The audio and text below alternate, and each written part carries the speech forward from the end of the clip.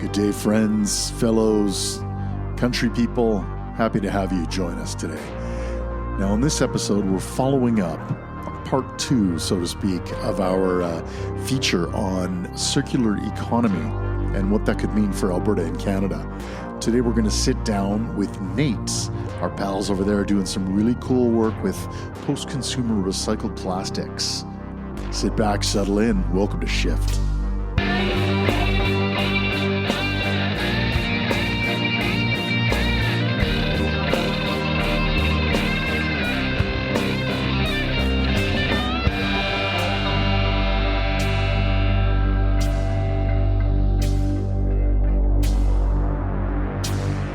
My guest today is NAIT Applied Research Lead, Dr. Mohammed Arshad. Dr. Arshad, it's very nice to see you this morning. Thanks for joining me. Thank you so much. It's nice to join you as well for this podcast. Excellent. So let's start right off at the top, and maybe I'll just get you to describe what NAIT's Plastic Research and Action Program is all about. NAIT Plastic Research Action Program, actually, this is a collaborative applied research program between NAIT and Heartland Polymers. Part of it is from Interpipeline as well, with the focus of finding ways for innovative solution for circular economy to I would say plastic waste circularity. So the main purpose is to build a sustainable circular economy. This is a 10-year with $10 million project where NAIT researchers work with Heartland Polymers to develop solutions for plastic recycling and reuse. I see. Okay. Yeah. And I'm going to reference our listeners to a previous podcast that I have done with a colleague from Alberta Innovates, Mayor Niku, where she defines circular economy and all of that. So people go give that a listen to as well, so you'll understand what circular economy is about, and then we'll continue along with Dr. Arshad. So now, I understand that you lead one of the programs within the Plastics Research and Action Program called, now this is a long title, so here we go, I got to take a deep breath. Designing for Circularity, Development of Polypropylene Blends Using Post-Consumer Recycled Plastic. Phew, got to turn that into an acronym. Yeah. Can you tell me a bit about that program, Dr. Arshad?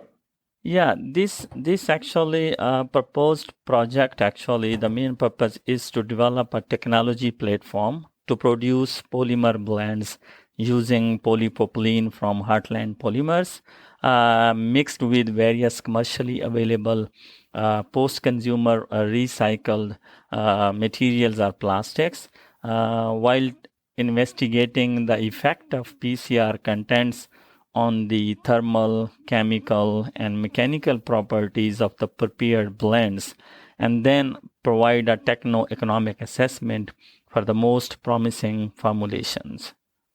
Okay, so those most promising formulations you're talking about, those would then become ideally a product for consumers to purchase? This is the proposed, initial purpose of this project is, but the initial is to find out the promising formulations, and then by discussing, with our industry partners, how the properties of these products can meet the requirements for the specific products. So it all depends on the industry partners. If the properties we are going to develop the product, the properties of that product is what they need, then definitely they plan to go for their application at some point. But I see. Okay. But at this moment, it is like to find out most promising formulations while evaluating the effect of PCR contents when we are mixing it with virgin polypropylene to see their, So let me just step back for a second. You've said the acronym PCR? post-consumer recycled plastics Excellent. Okay, materials. I want to be clear on that. Yeah. Okay, so would you then say what you've just described are the goals of the program to find those Yeah. formulations? Yeah. Okay, to find those most positive formulations. Yeah. And what sort of timeline do you have in mind for this? This project actually consists of initially bench scale, and then we have completed almost all the bench scale phase, and now we are planning to go on the pilot scale. So we will see how the results will come up on the pilot scale, and we are in connection with our industry partners, sharing all the details with them, and we'll see how this goes along. But I'm expecting it may be one more year, because we already have spent 2 years on this one, and I think one more year will be suitable time to complete this project. Okay, so bench scale that was the first part. You've completed that, and you've said this has gone on for a couple of years now. Yeah. And then you move into the pilot phase. Yeah. So then does that mean that you have some formulations of the polypropylene and post-consumer recycled product that you've put together in that bench phase and are now going to pilot test them? Yeah, this is what yeah.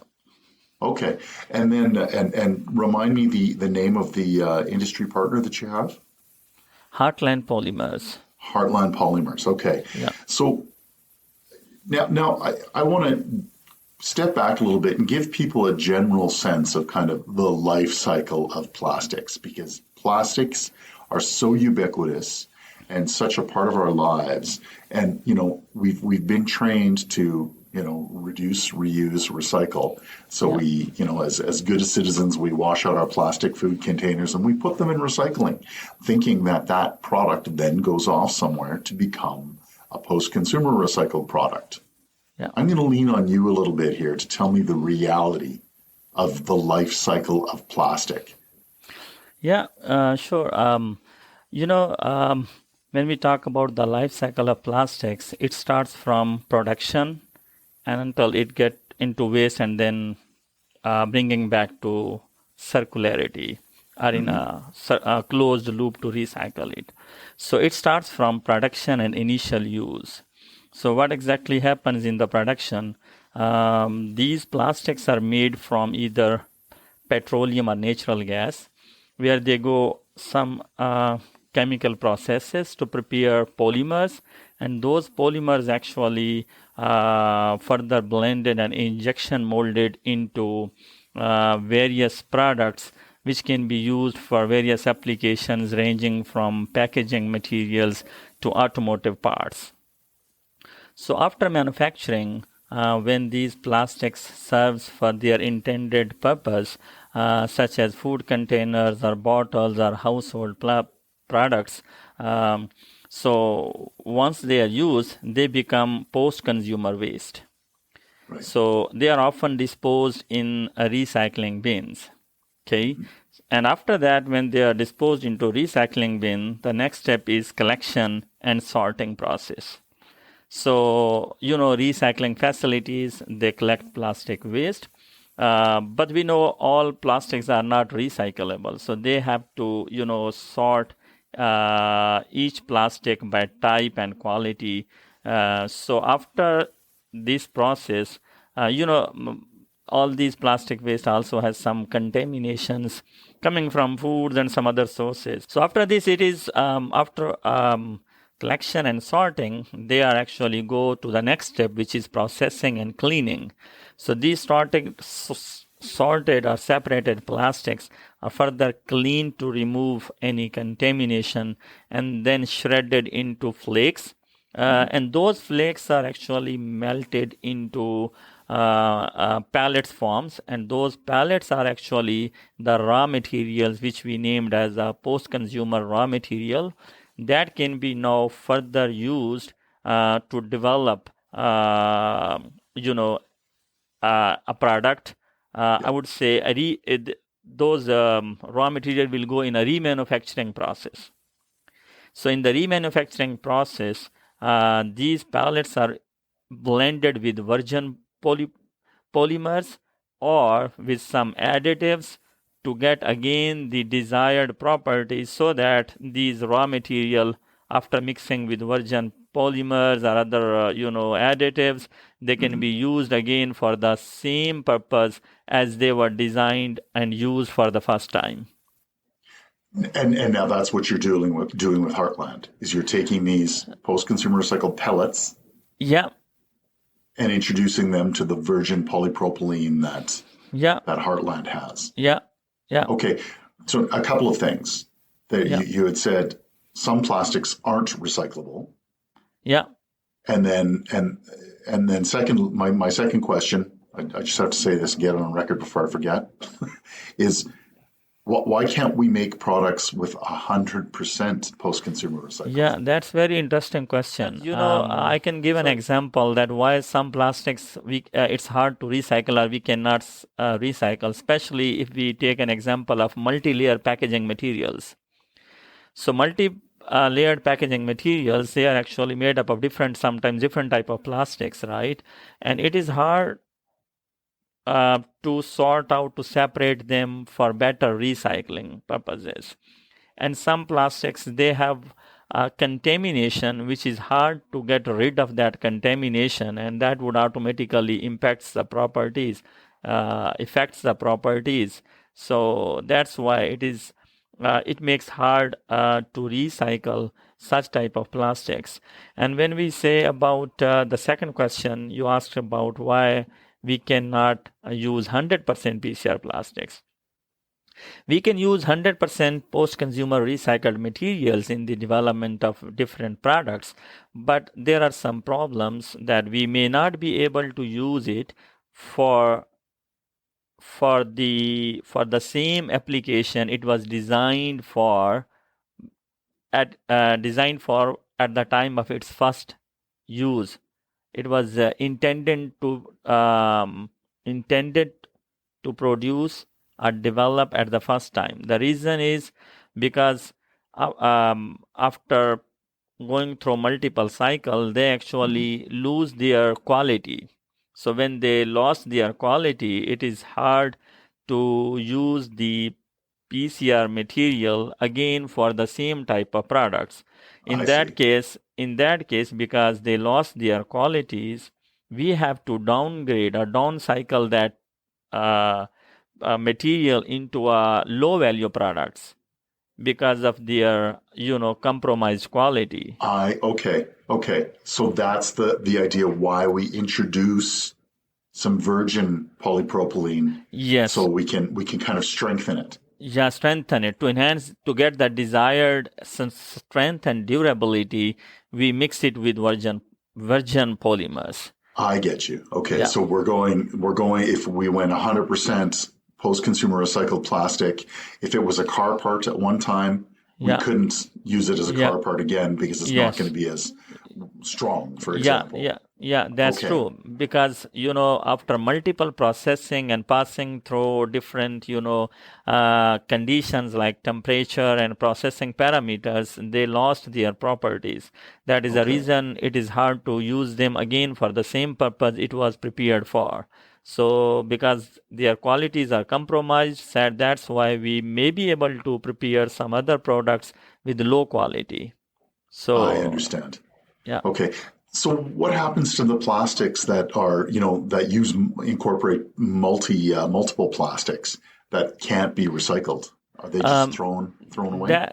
The main concern in that case is when there are, different type of plastics. When we process all of them together, because each plastic has different type of properties. Right. And it is not only plastic. Sometimes these multi-layer packaging has some other type of materials as well, like aluminum foil, kind of, it is also one of the layer in multi-layer packaging. So different type of materials in that plastic packaging, it is hard to, melt them together and then get the desired product for application. So first of all, we need to separate those all plastics, and then we can, after separation, we can process them for recycling purposes. So here is the challenge, how we will separate these different multi-layer packaging different type of plastics in one package. So that is the main reason, actually, the main problem here, the main challenge over here, to recycle those plastic material. So is that part of what your program is working on? Is to figure out how to extract all of those?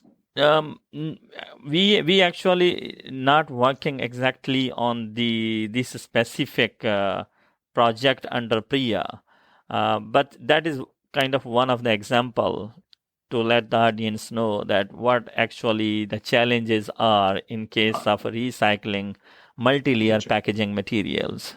Okay. Yeah. So that's the big sticky one, Yeah. is the multi-layer packaging materials. Yeah. Have you got some statistics that you can give our listeners a sense of like recycled plastics versus these multi-layer plastics that aren't being recycled? Yeah, I was reading some, in the statistics reports. So I have read, like, one of the reports says that in past 2 decades, the production of plastic itself has doubled. So in that way, the plastic waste amount is also twice in number as compared to what it was 2 decades ago. Wow. So if we have a look, like, whatever the plastic is being generated, only 9% is being recycled, while the rest of the amount is either going to be landfilled or incinerated, and that is automatically affecting our environment, and some of them leaked into the environment as well. So sure. yeah. 9%? You said 9%? Yes. Yeah, only 9% plastic is being recycled, while the rest of the amount is either burnt or, landfilled, or it go into the environment. So definitely impacting our environment. So that's what actually the number is, which is being recycled. So we have to bring some, That's a significant amount that's not being recycled. Now, we've talked about Heartland and the role they're playing. Talk to me a little bit more about partnerships that you have with other stakeholders. Who else is NAIT working with in this regard? Regarding partnership with stakeholders, it's very crucial for driving innovations, improving sustainability, and ensuring regulatory compliance. So these partnerships can, include, as you are mentioning, some other different, industry partners or government people or non-profits and consumers. So NAIT is working with different industry partners, and we have already worked on different our industry partners. One of them, in addition to PRIA, we worked with Rewaste. That one also, one of the company, we were working to reuse some plastic waste or recycle some plastic waste. We also worked with we are also working with the Alberta beekeeping industry, where we are trying to recycle used beehive foundations, which are made up of plastic, and once they complete their life cycle, they can't reuse it, so they either burn it, or they may go into landfill. So we are also looking into solution how we can recycle that plastic or reuse that plastic. So that is one of another project we are working with Alberta beekeeping industry. Oh, that's cool. Yeah, I wouldn't have thought of that. Okay, so it's a plastic foundation for beehives. Yeah. Is that what, like, the apiaries are using? Yeah. Oh, neat. Tell me a little bit about the impacts. What, the impacts of your work and NAIT's work on industry and the larger Alberta community. When we talk about, like, plastic industry, it has significantly influenced Alberta's economy, community, presenting both opportunities and challenges. When we talk about opportunities, we can see that in the plastic industry, it generates a lot of revenue, and also provides, job opportunities to the individuals in our community. So in that way, it is helping, creating opportunities. So even government also has created, initiatives and, providing some fundings to plastic industry to enhance or promote circular economy, where we can reuse and recycle different waste materials. So I would say um, these are some factors which have, Right. greater influence or impact on Alberta as well as community as well. And we're throwing a lot away because, we're throwing this waste away, but there's products there. There's opportunity for entrepreneurs to think about how these products can be reused, redeveloped as something else. Yeah, definitely. For that, different researches like need to be done. A lot of funding should be spent, are provided from industry partners or governments, so that the research can be done to develop more innovative technologies or finding pathways to promote these sustainable circular economy. So this, Those opportunities. Yeah, I get what you're saying. So, what can people do? What can listeners do to mitigate or directly or indirectly support the activities you're working on, and also that notion of plastic recycling? What can they do to be more aware? Maybe consume less plastic. Focus on post-consumer recycled plastics. There are several ways, like individuals or businesses or communities and organizations, they can support plastic circularity and sustainability in Alberta and beyond, or all over the world. So I would say, like, choose reusable plastics or products over single-use plastics. In Yeah. that way, we can reduce plastic waste. The other thing is, when we are selecting any product, it's good to find out the product which contains some recycled contents in it. So that will also help to reduce plastic. And the other thing is, again, if we can choose biodegradable plastic, that will be a more helpful in saving our environment. And also, in addition to this, I would say follow local recycling guidelines to ensure that plastics are disposed of correctly. Because, contaminated plastics, usually they go to landfills and automatically they are going to impact our environment. Now, Dr. Arshad, I think let's wrap it up. There's lots to think about. Is there any final note you'd like to leave us with, or any final thing that we should consider?